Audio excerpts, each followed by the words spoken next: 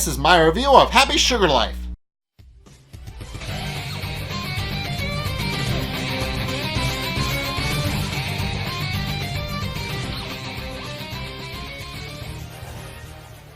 Okay, so this episode, well, just this episode gets a bit dark. So, yeah, it is a little bit touching, but it also ends on a very dark and sour note. So, it starts off with Taiyo confronting Asahi and telling him that he has some information for him regarding Shio, and tells him a lie about how he found Shio's sock while he was traveling, and that how he feels like she might not be in town and may be somewhere far away, and that he actually found it in a he found it in a train station while he was traveling. But Asahi doesn't believe him and realizes that Taiyo was actually lying about where he got the sock, because he realizes that Taiyo knew immediately who he was, and points out that he's just another lying adult. And as soon as Asahi says the word adult, Taiyo immediately becomes triggered, because to him, adult means that woman that assaulted him so long ago. And that is a very big trigger word for him. So he attacks Asahi, but Asahi gets away and begins to contemplate whether or not he's going to be able to find Shio, and then eventually realizes that he has to find her no matter what, because even if he doesn't like what happened to her, he still has to find her so that he can fill his family unit back up again. And then realizes too late that Taiyo was his actual clue, and by the time he figures it out, Taiyo's long gone. So he and Shoko meet up in the park like they usually do, and he tells her that he has a lead, and that he probably won't see her again because he's going to go investigate it. So, and even if it's not entirely true, he wants to try and find Shio that bad, so he's going to leave.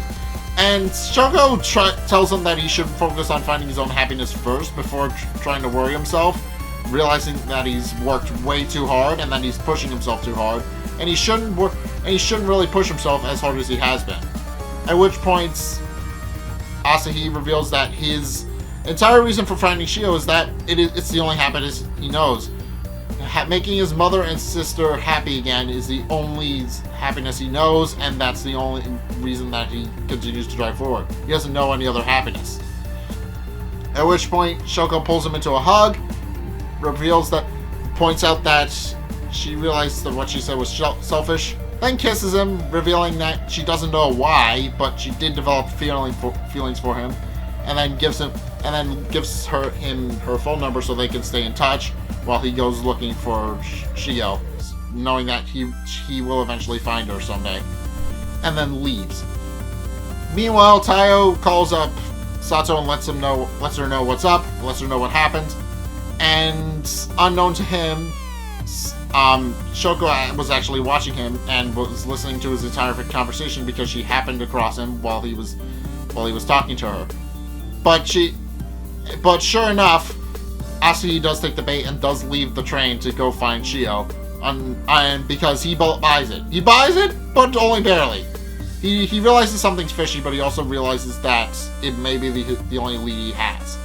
So he leaves, and Sato watches him leave, and contemplates that that's one threat, but there might be others. And realizes that she needs to keep her life with Shio protected at all costs. But then remembers that it's their anniversary and that she shouldn't be worried too much about it. And then goes out to buy some sweets to celebrate the anniversary. And also stops by the jewelry store to pick up some wedding bands for reasons that are explained later. I'll get to them.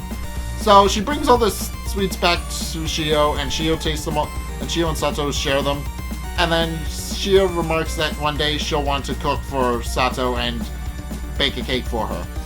And at which point, Sato realizes that she didn't really think too much about the future, and realizes she wants to spend her entire future with Shio.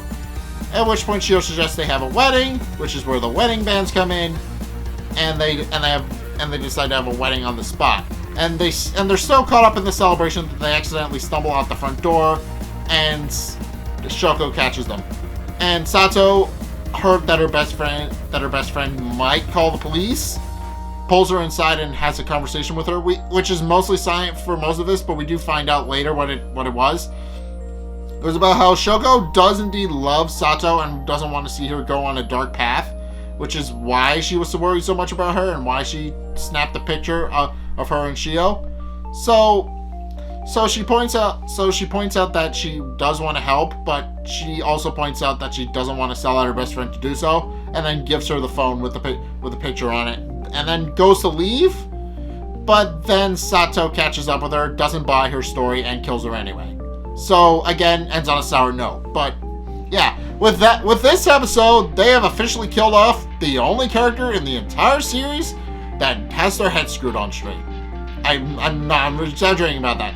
Everybody else has been crazy up to this point. Shoko's been the only sane one, and even Shio has had some mental problems. So yeah, Shoko, only person we've been introduced to that hasn't been crazy.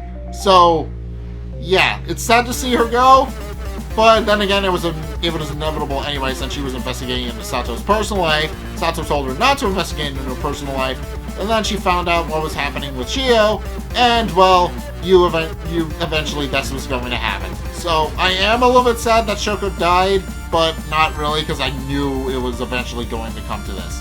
So yeah. So yeah, that's the end of the episode. But it should be noted that Asahi got the picture from Shoko before she died, and now he knows that Shio is with Sato, and now realizes that he may be looking in the wrong spot.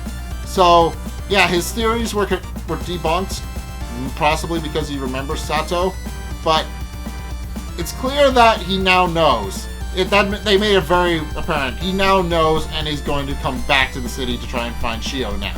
So yeah, Sato done goofed. She was careless, she got caught, and now Asahi is after her again.